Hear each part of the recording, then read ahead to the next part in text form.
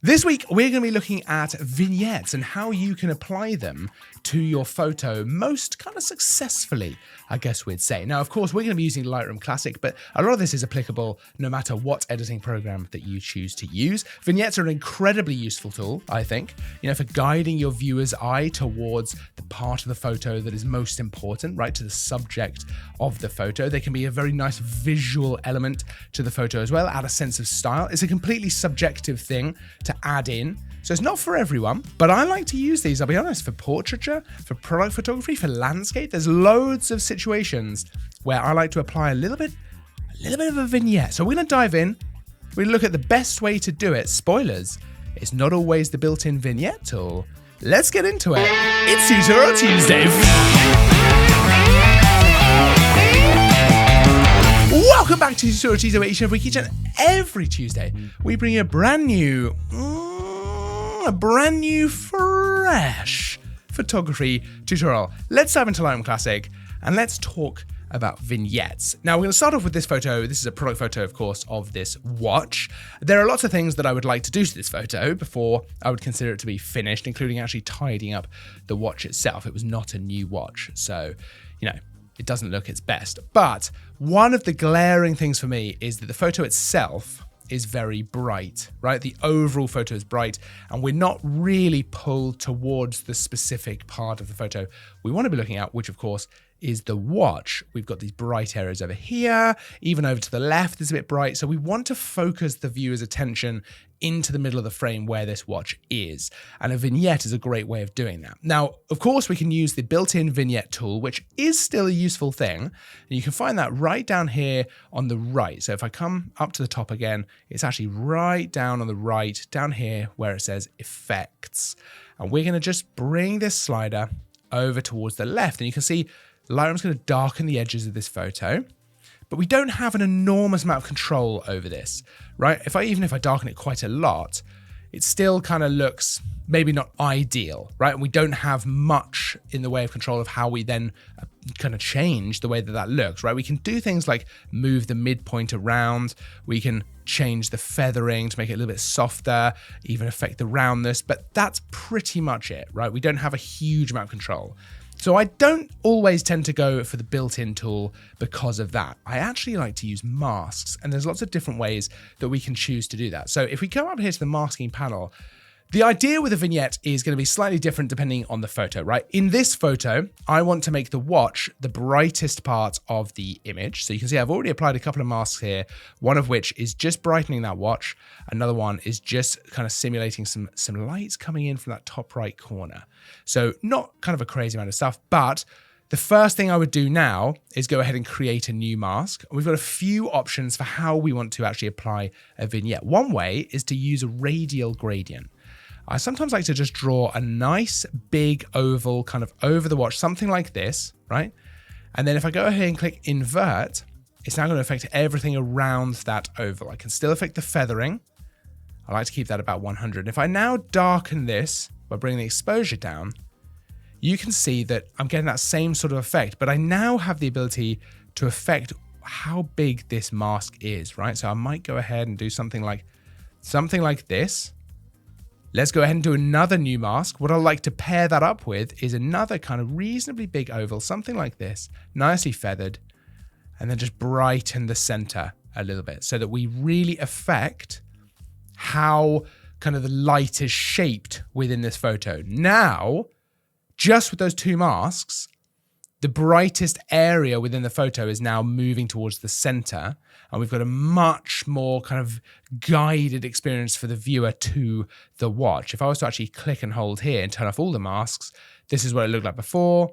This is what it looks like now. So that makes a massive difference in terms of what part of the image the viewer is going to be focusing on. But that's not the only way that we could have done this. Let's actually get rid of those two masks. So I'm going to delete mask 3 and delete mask 4. Another thing we could do is create a new mask. Let's go linear gradient and actually bring this in from the bottom left, right? This way we can just build up each side or each part of the vignette differently, right? So I'm actually going to bring in this bottom left part. I'm going to darken that a little bit. I'm going to create another new mask.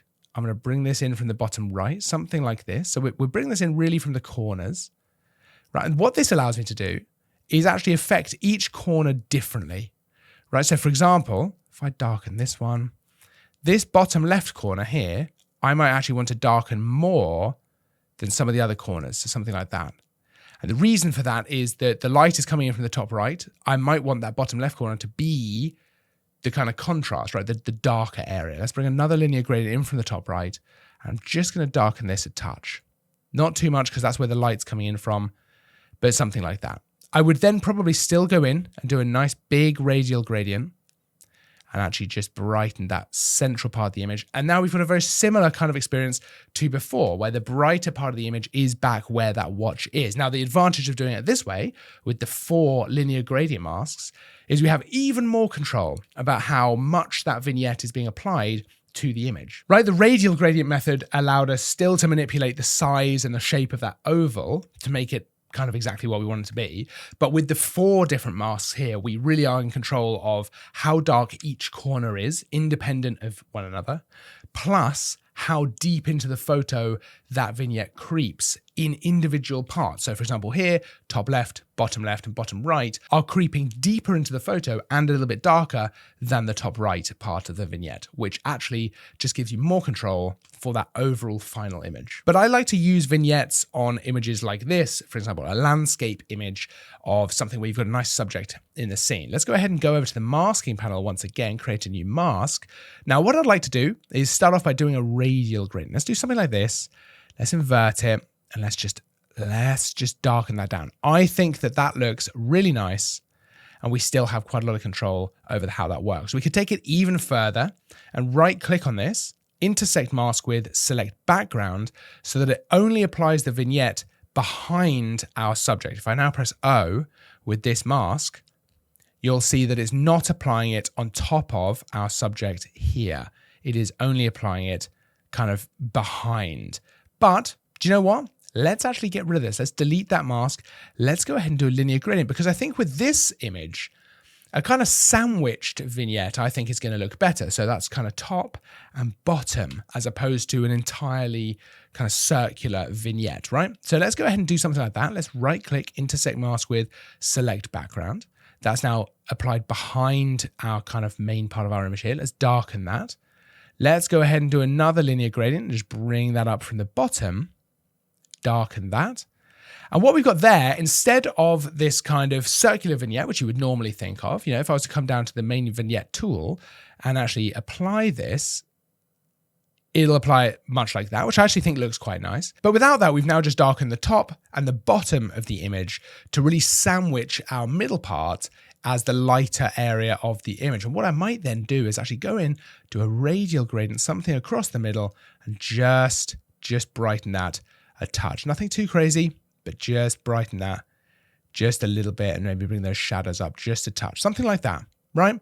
And now we've kind of got that vignette feel, but we're not really touching the sides. We're really just affecting the top and the bottom. With an image like this, it is completely subjective. I mean, all of them are completely subjective, but for me, I like that bold red background, but I want to just focus in on our subject a little bit. Now we can do that in a couple of different ways. I actually think this is an example where the vignette tool works pretty well. So let's bring that down a little bit. I actually think that looks really nice. You know what? Let's leave that on for a second, but let's add to it.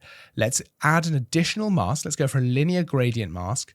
I just want to bring this up from the bottom, and I'm going to darken that a little bit. I just want to bring that kind of brighter white floor down in brightness and make our subject here the brighter part. We might even go ahead and do a radial gradient, something like this, and just brighten that. That kind of almost works to enhance the vignette feel because we're brightening that central part while darkening everything else. Let's go ahead and add another radial gradient in, something like this, a nice big one there, invert that, and just bring that exposure down a touch.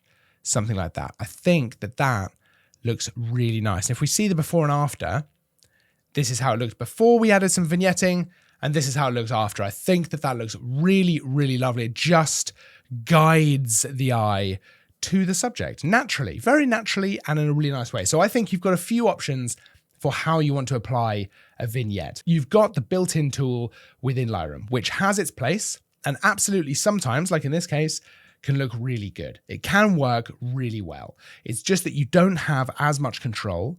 And that's something to think about, right? Something to consider as to whether that matters for you or matters for the photo. In this photo, I don't think it actually matters nearly as much, right? You've got the radial gradient method, which allows you more control, not as much as the linear gradients, but a little bit more control. And you can absolutely get some really great results with that. I will absolutely use that a lot, especially adding then another radial gradient to brighten that central part. And then of course you've got the linear gradient method where you are adding each individual corner separately, which I think looks great. It gives you the most control. It's the most time consuming, I guess, but it gives you the most control over the end part of that image. Plus, you don't have to do it as a traditional vignette. You can sandwich things top and bottom. You could bring in darkness from the sides, whatever kind of works for the photo that you're working on. So I think, you don't want to limit yourself to just one of those methods. I think all three have their place. I personally really like using the radial gradients. I just kind of default to that a lot of the time, but all of them absolutely have their place. And I will say, these are techniques that I use all the time, even if it's just very subtle and you wouldn't even really be able to tell, just because I like just guide the eye. Ooh, big fan. I'd love to know though, do you use vignettes in your photography? Do you use them in the edit? Do you apply them in a different way to any of the ways we've talked about here? Let me know in the comments, because it's always super interesting to know how you guys like to do this kind of stuff. Of course, you can see a full list of all the kit we use for these videos, for the photos, all that stuff down in the description as well. Don't forget to like and subscribe, because there's new content all the time. I'll see you in the next video. But until then, as always, thanks for watching.